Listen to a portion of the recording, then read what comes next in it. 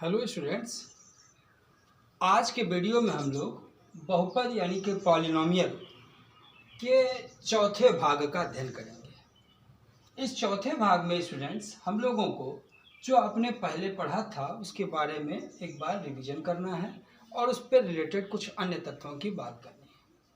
तो सबसे पहले स्टूडेंट्स हम लोगों ने जो पढ़ा था बहुपद। बहुपद क्या होता है?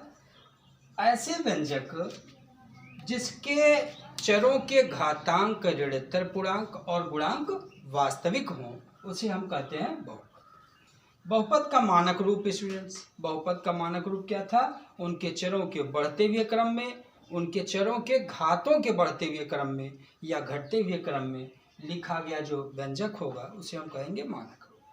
बहुपद की घात स्टूडेंट्स क्या होती है? बहुपद की घात क्या होती है? उसके चर की सबसे बड़ी घात उस बहुपद की घात होती है।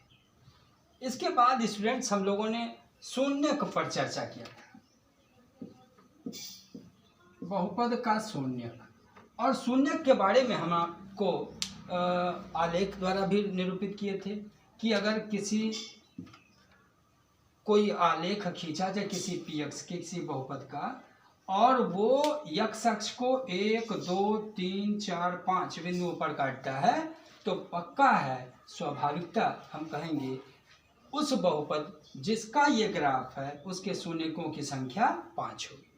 अर्थात यक्स अक्ष को जितने बिंदुओं पर प्रतिच्छेदित करता है वही उस बहुपद के शून्यकों की संख्या होती है। अब स्टूडेंट्स हम बात करेंगे कि शून्यक ज्ञात कैसे करते हैं। हम इन सब प्रश्नों पर चर्चा कर चुके हैं स्टूडेंट्स, फिर से एक बार रिवाइज करना है कि अगर आपसे कहा जाए 3x + 6 एक बहुपद है और कहें इसका शून्य ज्ञात करो। शून्य ज्ञात करने का हमारे पास कौन कौन सा तरीका है स्टूडेंट्स? या तो हम ट्रायल एंड एरर, भूल और प्रयत्न विधि से यक्स की जगह पे मान रख कर देखें कि कब शून्य होता है, अथवा हम इसको शून्य कह के और सरल कर लें। यक्स इक्वल -6 हो गया, यक्स इक्वल -2 आ गया, यानी यक्स की वैल्यू -2 आई। अगर हम 3x + 6 में स्टूडेंट्स यक्स की जगह -2 रखें तो आप देखोगे स्टूडेंट्स -6 + 6 इक्वल आएगा 0। और मैंने कहा था किसी बहुपद के चर का वह मान जो बहुपद के मान को शून्य कर दे स्टूडेंट्स वही उस बहुपद का शून्यक होता है।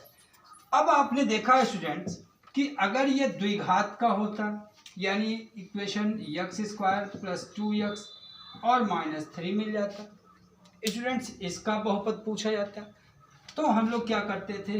एक तरीका हमारे पास था, मध्य पद को तोड़कर इसका गुणनखंड कर लेते थे और गुणनखंड करके पहले हिस्से को शून्य करते थे तो पहला शून्य और दूसरे हिस्से को शून्य करते थे तो दूसरा शून्य आता था। जैसे x² 3 × 3, 3 से 1 गया 2, 3x - x -3 स्टूडेंट्स x कामन लिए x + 3 हो गया, -1 कामन लिए x + 3 हो गया, x + 3 दोनों जगह आया स्टूडेंट्स तो इसको ले लिया आपने कामन, बचा x -।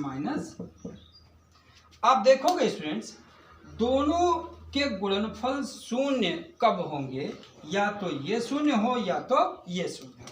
अगर ये शून्य है स्टूडेंट्स तो x की वैल्यू -3 आ गई, और अगर ये शून्य है स्टूडेंट्स तो x की वैल्यू आ गई 1। आप चाहें तो जांच कर देख लें, x की जगह अगर हम 1 रखें, 1 का स्क्वायर 1, 2 1 कम 2, 2 1 3, 3 से 3 गया 0, और -3 रख कर देखोगे स्टूडेंट तो भी आपको शून्य ही मिलेगा। यानी शून्य ज्ञात करने का तरीका कि हम बहुपद को शून्य के बराबर कर देते थे और शून्यक निकल जाता था। ठीक है, एक तरीका तो ये हुआ स्टूडेंट। और एक तरीका फिर आपको बताया गया कि अगर हम अल्फा और बीटा इसके शून्यक मान लें तो अल्फा और बीटा हम किस प्रकार ज्ञात करेंगे? शून्यक अगर अल्फा और बीटा हो तो शून्यक हम कैसे ज्ञात करेंगे?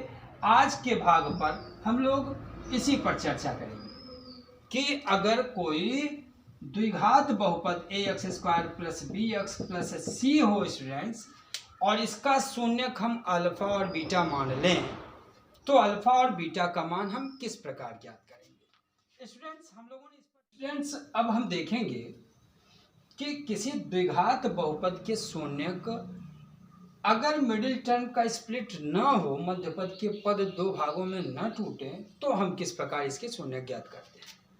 अब ऐसे में स्टूडेंट्स हमने a कॉमन ले लिया, x square plus B by a x plus c by a आ गया।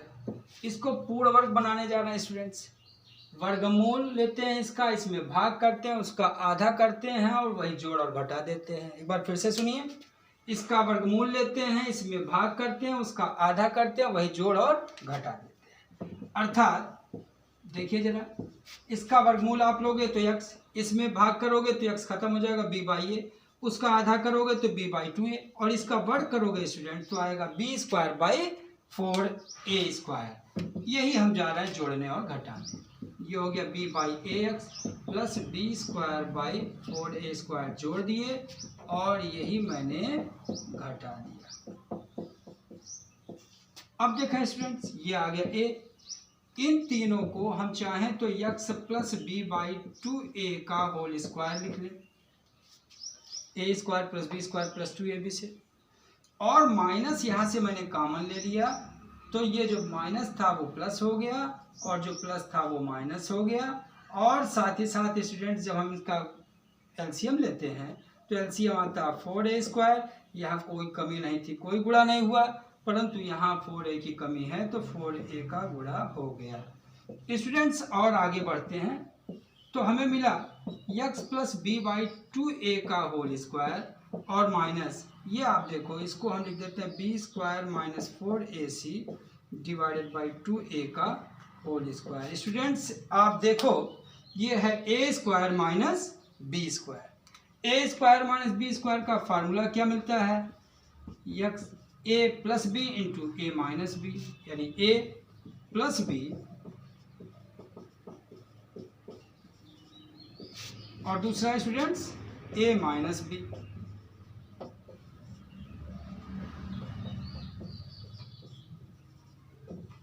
बड़ी सरलता से हम लोगों ने जो स्प्लिट होने की दशा में नहीं था उसको भी हमने पूर्ण वर्ग बनाकर गुणनखंड कर लिया। अब स्टूडेंट्स हमारा टारगेट क्या था, आज का उद्देश्य था इसका शून्य ज्ञात करना। इसका शून्य ज्ञात करना है क्योंकि a तो शून्य था नहीं तो ये द्विघात नहीं होता। सो इसका मतलब या तो ये शून्य होगा स्टूडेंट्स या तो ये शून्य होगा। अगर मैंने इसे शून्य किया x plus B by 2a minus within root B square minus 4ac by 2a is equal to 0 students, तो आपको यहाँ से x की वैल्यू मिली, पक्षांतर करने पर ये माइनस और ये प्लस हो जाएगा तो minus b plus B square minus 4ac by 2a। Students आपको ये पहला शून्यक मिल गया। और अगर हम इसके पहले हिस्से को शून्य करेंगे स्टूडेंट्स तो जो ये प्लस था और ये भी प्लस था, सो दूसरा शून्य का जाएगा minus B square minus 4ac by 2a।